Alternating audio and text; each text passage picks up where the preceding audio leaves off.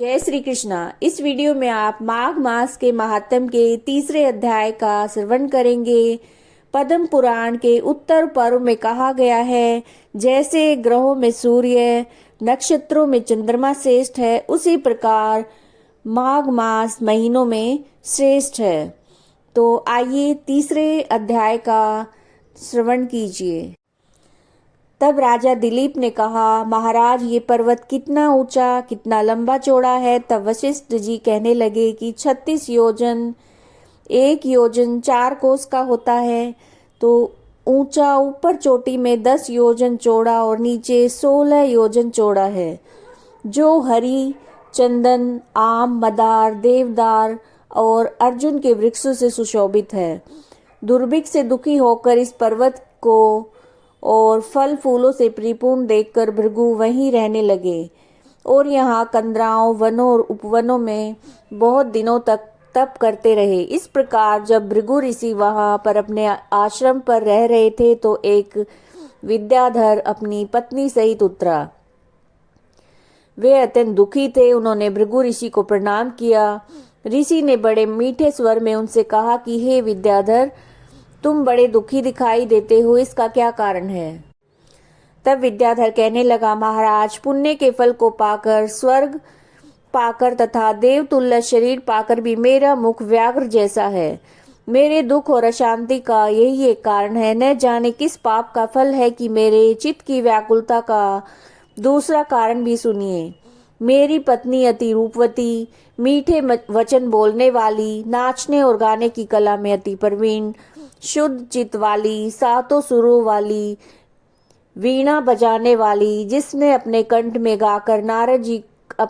से गाकर नारद जी को प्रसन्न किया और नाना स्वरों के नाद से वीणा बजाकर कुबेर को प्रसन्न किया। अनेक प्रकार के नाच और ताल से शिवजी महाराज को भी अति प्रसन्न किया। सील, उदारता, रूप, यौवन में स्वर की कोई अप्सरा भी इसके जैसी नहीं है। कहाँ ऐसी चंद्रमुखी स्त्री और कहाँ मैं व्याघ्र मुख वाला। यही चिंता सदैव मेरे हृदय को जलाती है। विद्याधर के ऐसे वचन सुनकर तीनों लोकों की भूत, भविष्य और वर्तमान की बात जानने वाले दिव्य दृष्टि वाले ऋषि कहने लगे, हे विद्याधर, कर्म के विचित्र फलों को प्राप्त होकर ज्ञानी पुरुष भी मोह को प्राप्त हो जाते हैं। मक्खी के पैर जितना विष भी प्राण लेने वाला हो जाता है। छोटे छोटे पापों का फल भी अत्यंत दुखदायी हो जाता है। तुमने माघ मास की एकादशी का व्रत करके द्वादशी न आने तक शरीर में तेल लगाया, इसी पाप से व्याघ्र हुए। एकादशी के दिन उपवास करके द्वादशी को तेल लगाने से राजा पूर्वा ने भी कुरूप शरीर पाया था। तब वह कुरूप शरीर को देखकर दुखी होकर हिमालय पर्वत पर देव सरोवर के किनारे गया।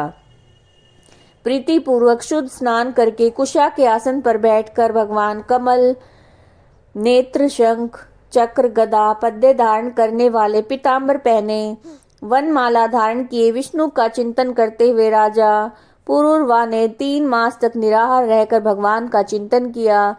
इस प्रकार 7 जन्मों में प्रसन्न होने वाले भगवान राजा को 3 महीने के तप से ही अति प्रसन्न हो गए और माघ की शुक्ल पक्ष की एकादशी को प्रसन्न होकर भगवान ने अपने शंख के जल से राजा को पवित्र किया। भगवान ने उसके तेल लगाने की बात याद दिलाकर सुंदर देवताओं का सा रूप दिया, जिसको देखकर उर्वशी भी उसको चाहने लगी और राजा कृतकृत्य होकर अपनी पुरी को चला गया। भृगु ऋषि कहने लगे, हे विद्याधर, इसलिए तुम दुखी क्यों होते हो? यदि तुम अपना ये राक्षसी रूप छोड़ना चाहते हो तो मेरा कहना मानकर जल्दी ही पापों को नष्ट करने वाली हेमकूट नदी में माघ में स्नान करो, जहाँ ऋषि सिद्ध देवता निवास करते हैं। अब मैं इसकी विधि बतलाता हूँ। तुम्हारे भाग्य में माघ मास आज से 5वें दिन ही आने वाला है। पौष शुक्ल एकादशी से इस व्रत को आरंभ करो। भूमि पर सोना, जितेंद्रिय रहकर दिन में 3 समय स्नान करके महीना भर निराहार रहो। सभी भोगों को त्याग कर तीनों समय भगवान विष्णु का पूजन करो।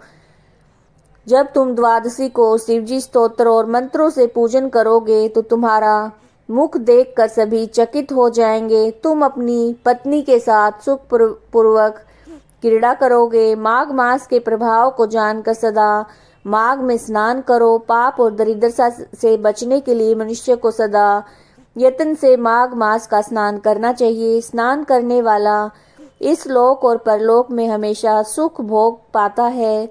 वशिष्ठ जी कहते हैं, हे दिलीप, भृगु जी के ये वचन सुनकर वह विद्याधर अपनी स्त्री सहित उसी स्थान पर पर्वत के झरने में माघ का स्नान करता रहा। उसके प्रभाव से उसका मुख देव के समान हो गया। वह मणिग्रीव पर्वत पर आनंद से रहने लगा। भृगु जी भी नियम की समाप्ति पर शिष्यों सहित इवा नदी के तट पर आ गए।